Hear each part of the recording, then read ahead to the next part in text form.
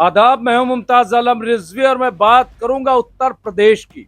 उत्तर प्रदेश के अलीगढ़ की, कि जहां पे एक बहुत बड़ी खबर आई है, चौंकाने वाली है। और दो सवाल वो खबर लिए हुए है, दो बड़े इंपॉर्टेंट सवाल।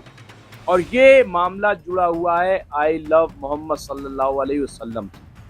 अभी भी इस मामले को तूल दिए जाने की बात, और ये ऐसा मामला है कि जिससे आप जो बरेली है उसका भी मामला सुलझा सकते। मैं ये बात क्यों कह रहा हूं? क्योंकि जो इंकशाफ हुआ है, जो पुलिस ने बताया है, वो हैरान कर देने वाला है, चौंकाने वाला। और दो सवाल, जैसा कि मैंने कहा, कि वो बहुत इंपॉर्टेंट है। यहां नरगिस बानो ने अपने एक्स अकाउंट पर जो वीडियो पोस्ट की है, खासतौर से उत्तर प्रदेश पुलिस अधिकारी की, उन्होंने लिखा, अलीगढ़ में मंदिर की दीवार पर आई लव मोहम्मद लिखने वाले सभी आरोपी निकले हिंदू। ये उन्होंने ऊपर लिखा।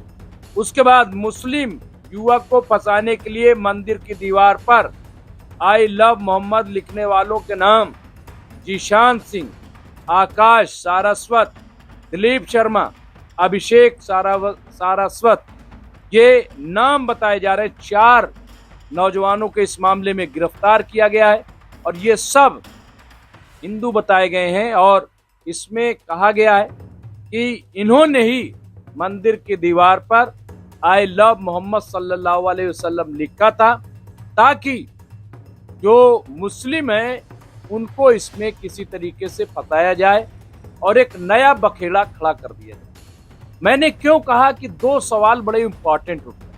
पहला सवाल, जिसकी तरफ नरगिस बानो ने शायद इशारा नहीं किया, लेकिन मैं कर रहा हूं और ये लोग पहले भी कर चुके हैं, कि क्या आई लव मोहम्मद लिखना कोई गुनाह है, कोई जुर्म है?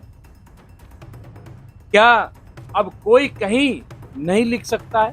ये पहला सवाल है कि क्या ये कोई गुनाह है कि अगर आपने आई लव मोहम्मद लिख दिया, आई लव महादेव लिख दिया, आई लव श्री राम लिख दिया, या इस तरह से और फिर तमाम हर चीज के नाम लिखे जा रहे हैं। आई लव निजामुद्दीन के बोर्ड लगे हुए, आई लव प्रयागराज के बोर्ड लगे हुए। तो सबसे बड़ा सवाल एक तो ये है कि किस बुनियाद पे, क्यों नौजवानों ने मंदिर पर लिखा, और ये कि लिखेंगे तो बवाल होगा और फिर कुछ मुस्लिम नौजवान इसमें फंसा दिए जाएंगे। तो इसके पीछे कौन है? क्या ये सिर्फ नौजवानों की उपज है? क्या नौजवान ही, ये 4 नौजवान मिल करके कुछ ऐसा कर रहे थे, या इसके पीछे कोई बड़ी गैंग है जो उत्तर प्रदेश में दंगा कराना चाहती, फसाद कराना चाहती?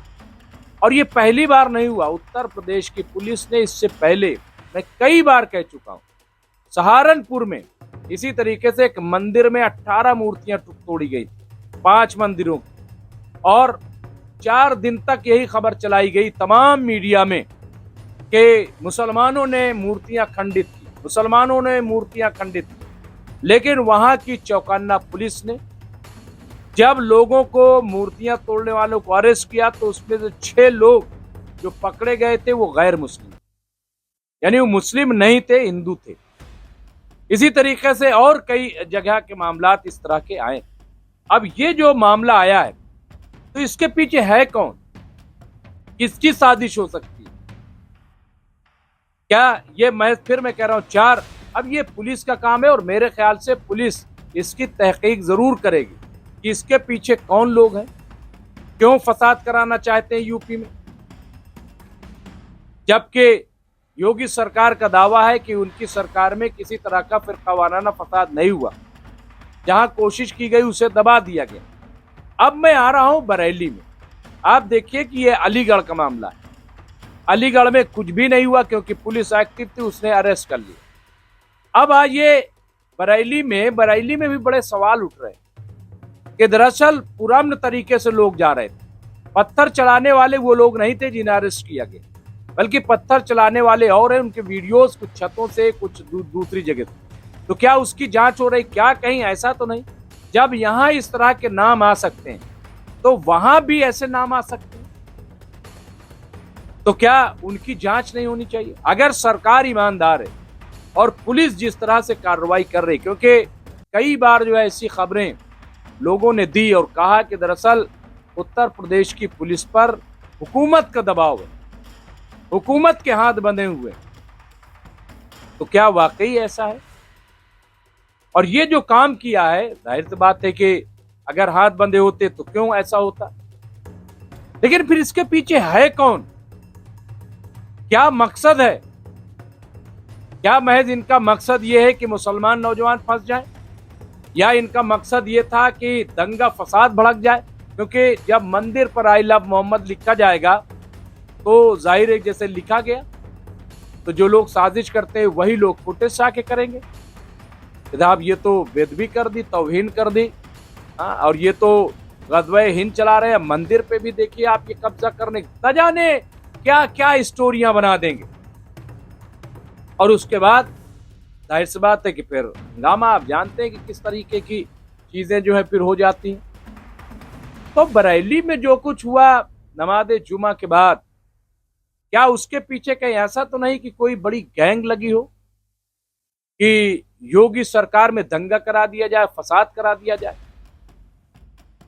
क्या इसके पीछे क्या? मौलाना तौकीर रज़ा जेल में है, उन्हें मास्टरमाइंड तक घोषित कर दिया गया। हालांकि अभी जांच हो रही है, सब पता लगाया जा रहा है, क्योंकि उन्हें तो पहले अरेस्ट कर लिया गया था। उन्होंने मना भी कर दिया था। फिर प्रोटेस्ट करना, बाहर निकलना, ये गैर डेमोक्रेटिक नहीं है।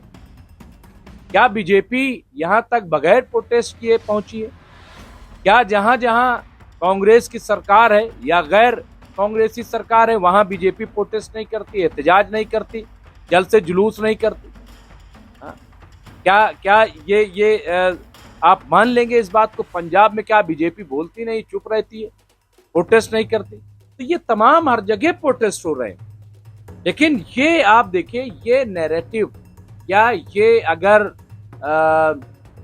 इस तरह की साजिश की जा रही है, कई बार ऐसे भी खुलासे हुए कि जो गाय को काटने वाली बात, उसमें भी कई बार ऐसा होता है कि उसमें मुस्लिम का इन्वॉल्वमेंट नहीं होता। अभी गौ रक्षक पकड़े गए, तो मेरे ख्याल से देखिए कई बार ये बात भी डिबेट में भी आई कि क्या इसमें कोई बाहरी ताकतें हैं जो इस तरह के टूल किट्स तैयार कर रही हैं कि यहाँ पे हिंदू मुस्लिम फसाद कराया जाए। लेकिन फिर जब बीजेपी की तरफ से बयानात आते हैं उल्टे सीधे, तो फिर शक होता है कि नहीं, इसमें बाहरी ताकत नहीं, ये तो यही लोग करवाना चाहते हैं। तो बड़ा अजीब और गरीब मामला है, बड़ी अलग सी तस्वीर है। लेकिन ये बहुत ही डरावना है कि आखिर इनके पीछे कौन है? कि जीशान सिंह, आकाश सारस्वत, दिलीप शर्मा, अभिषेक सारस्वत, कौन है इसके पीछे? क्यों मंदिर पे लिखा गया लव मोहम्मद? क्या इसके पीछे मोटिव?